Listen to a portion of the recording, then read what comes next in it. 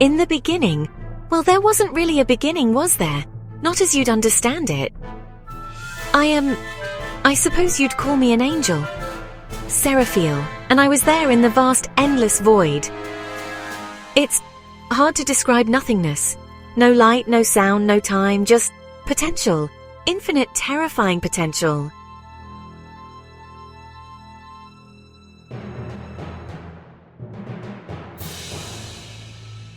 And then, him, the creator, God. I remember the moment as if it were, well, as if time existed then. The anticipation, the wonder, what would he do? Why create at all? Why disturb the perfect silence? Perhaps the act of creation itself holds the answer, Seraphiel. Watch and see.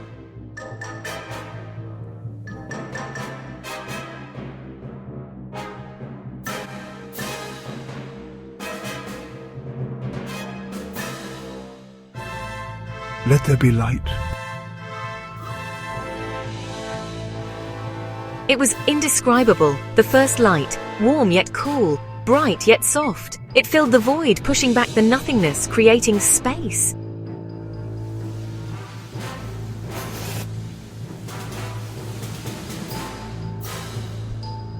I couldn't help myself. I had to know more, to understand. I reached out to touch it and... it's alive. Seraphiel, be careful. We don't know what it might do. But don't you see, Raziel? That's exactly why we must explore it.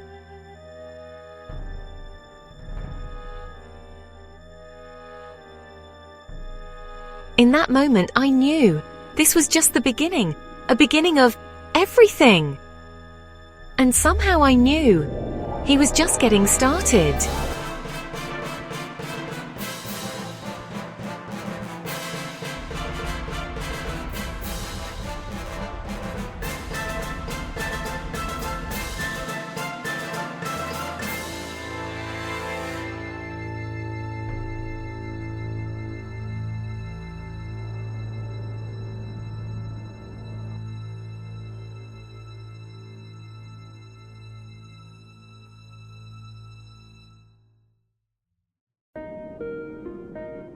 As the light settled into a steady glow, I couldn't help but wonder, what would come next? It occurred to me that light, while magnificent, was just the canvas. The true masterpiece was yet to be painted. Let there be a vault between the waters to separate water from water.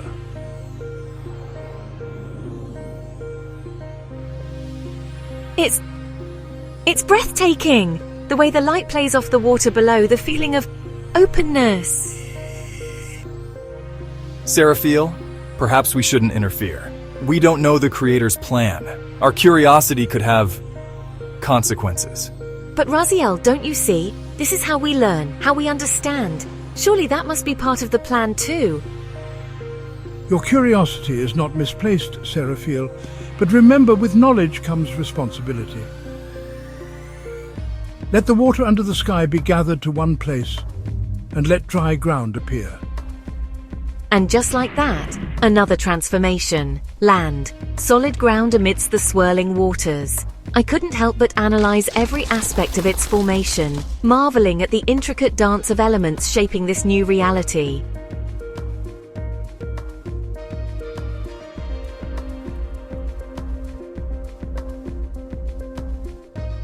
Yes, but why? What's the purpose of all this diversity? Wouldn't a single uniform substance be more efficient? Let the land produce vegetation, seed-bearing plants and trees on the land that bear fruit with seed in it, according to their various kinds. It was like watching a tapestry being woven before our eyes, threads of life intertwining in patterns too complex to fully comprehend, each new creation more intricate, more diverse than the last. The mathematical possibilities seemed endless, a symphony of growth and adaptation playing out on a cosmic scale. As I stood there, surrounded by this burgeoning creation, I felt something new stirring within me, a feeling that would come to define my existence, an insatiable need to understand, to deconstruct and reconstruct the very fabric of creation.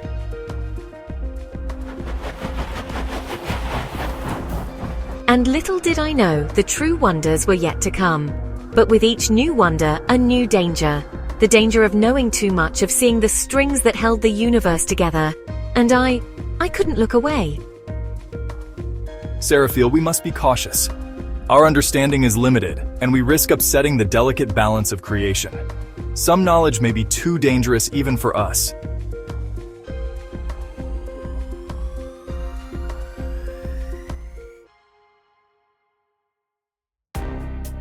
Time? It's a curious thing. In the blink of an eye, eons passed. Or perhaps it was just a moment. In the wake of creation, such distinctions became fluid. Let there be lights in the vault of the sky to separate the day from the night, and let them serve as signs to mark sacred times and days and years.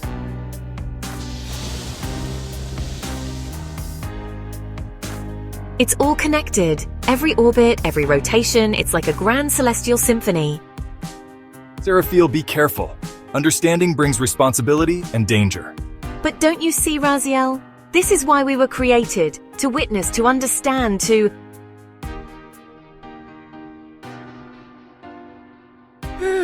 Life, everywhere, evolving, adapting, multiplying. Each creature a new equation, a new pattern to decipher.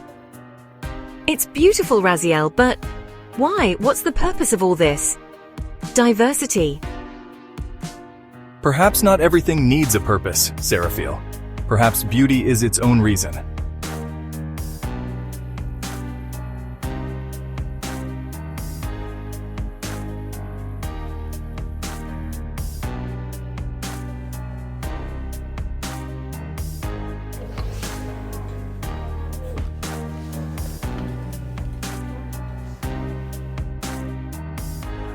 No!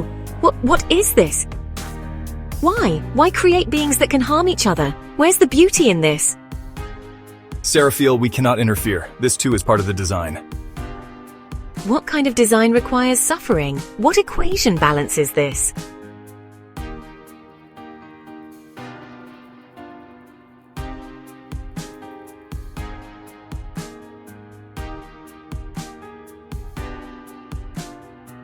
In that moment, I felt something new, something terrible, doubt. For the first time, I questioned not just the creation, but the creator.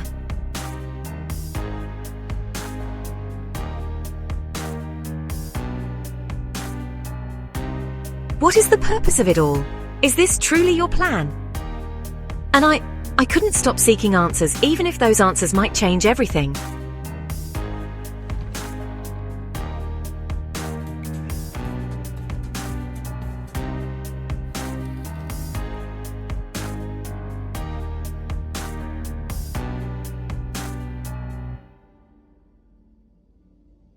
And so I reached out, seeking understanding in the infinite.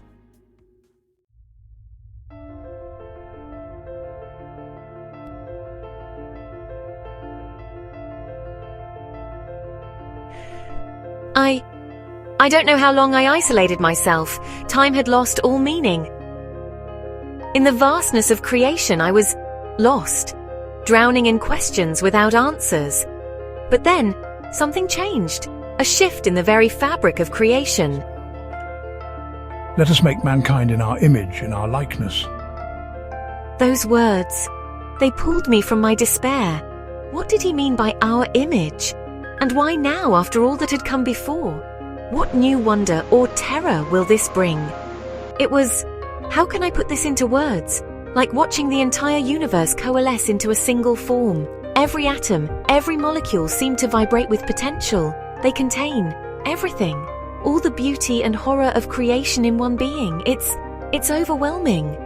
And then there were two, different yet the same.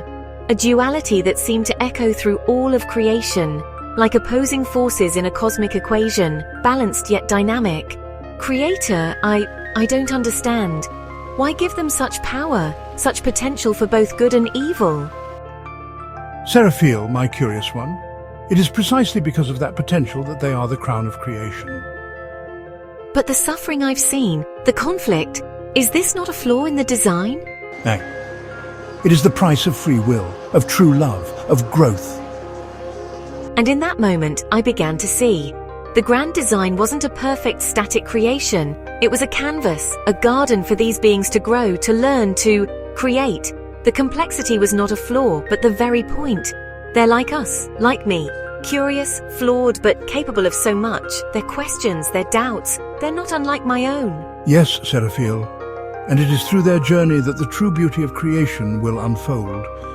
Each choice they make, each path they take will shape not just their destiny, but the destiny of all creation. And our role as witnesses to this grand experiment?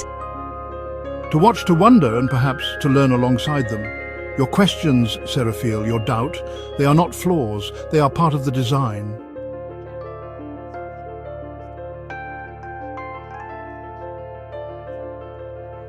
As the 6th day came to a close, I felt something I hadn't since the beginning: hope, and a new kind of wonder. The kind that comes not from knowing all the answers, but from realizing that the questions themselves, the eternal search for understanding, might be the greatest gift of all. And in that moment, I knew my journey was far from over. It was, in many ways, just beginning. The 7th day dawned, and with it, rest, but not stillness. Never stillness. It's beautiful, all of it, even the parts I don't understand, especially those parts. That, Seraphil, is the true wonder of creation, the endless potential for discovery. I watched as life unfolded. Each moment a new creation, each choice a branching path of possibility. From the simplest cells to the most complex beings, every step was a miracle in itself. Humanity, so small yet so significant. Their free will a double-edged sword, capable of both wonder and destruction. They're creating just as you did, just as we do. Yes, in our image, remember? Creators all? And I began to see it all. The grand equation, the cosmic symphony. Every particle, every life, every choice. All interconnected. From the smallest quark to the largest galaxy, each part playing its role in the grand design. It's not about having all the answers, is it? It's about asking the questions, about seeking, growing, creating. The journey is the destination, Seraphil, for them, for you, for all of creation. And in that moment of rest, I understood. Creation wasn't finished. It had only just begun. What happens next? That, my curious one, is up to all of us to create. And so, the first chapter of creation came to a close. But the story? The story was just beginning. Or perhaps, the beginning.